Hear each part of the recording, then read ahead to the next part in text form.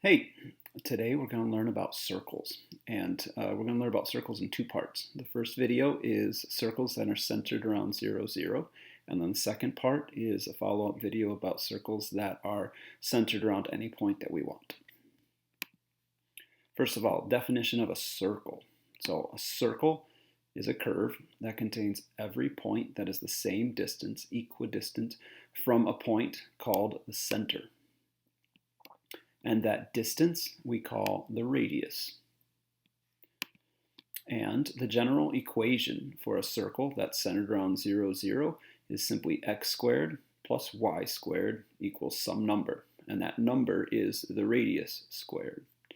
And so we've got a handful of different questions that we could answer with this. The first is simply, how do we graph a circle?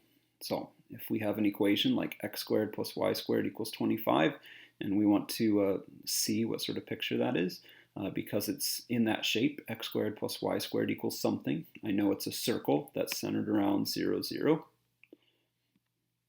And then, oops, let's do that. There we go. So we know this circle is centered around 0, 0. And to figure out what its radius is, I have to realize that 25 is in the spot where radius squared is.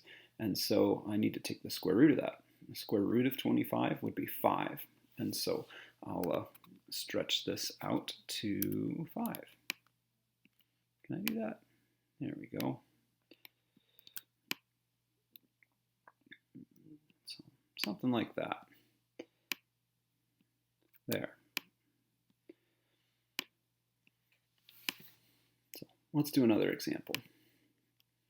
So this time, x squared plus y squared equals something. Again, that means it's a circle that's centered around 0, 0. And how far out it goes? Well, 64 is r squared, and so it means our radius is square root of 64, I think is 8. So we'll pull that out until we reach 8. There.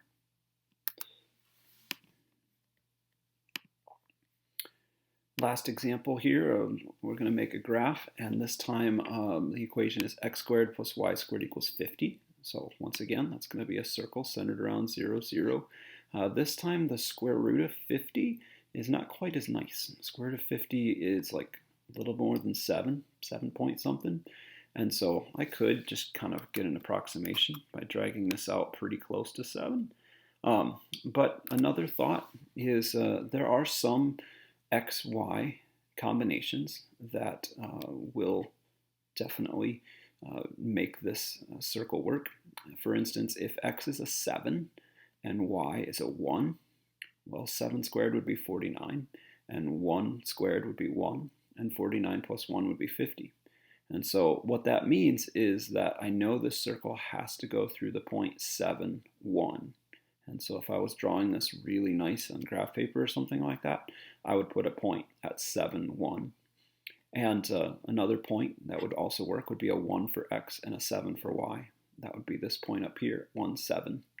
And there's 4 more points all the way around, -1, -7, and so forth. And so I could plot all those different points and draw a good circle through them. So sometimes that's another way that you can find a circle, is by looking for combinations of x and y that add up to 50 when squared. So here's a couple questions where we have to write an equation for a circle. And so anytime you have to write an equation for a circle, I would suggest you pull out this template. X squared plus y squared equals something squared. And if it's centered around 0, 0, then this part is simply x squared plus y squared. Spoiler, in the next video, this part will be a little bit more complicated. And the radius, 12 squared, goes here. And so I just make that 12 squared. And there are times when you want to leave it like that. There are other times when you might want to take 12 squared and actually figure out what that number is. So 12 squared is, of course, 144. And so we could put that in there too. If we want a equation for a circle that is centered around 0, 0 and goes through a specific point, we can do that too. Let me start with a template. and I don't know that this is going to be 144 anymore. If I know that it has to go through the point 12, 5, well, then I can put a 12 in for x, and I can put a 5 in for y, and I can see what 12 squared plus 5 squared equals. And whatever that total is, that's what's going to go in the blank here.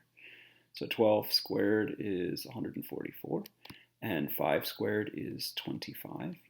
And 144 plus 25, I think, is 169. So we can put 169 in here. It just so happens that 169 is exactly 13 squared. And so that means that this circle, if we were to draw it, would have a radius of 13. And it might even be nice to tell people that by writing it as 13 squared.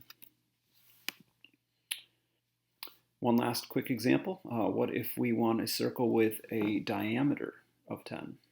So let me drag this template over, and not sure what the radius is yet, so I'll get rid of that.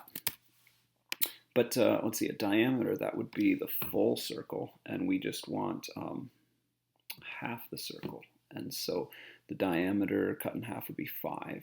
And so I'm going to put in here either 5 squared, or if I'd prefer, I can multiply that out and get 25. So anyway, there's a couple basic ideas with circles.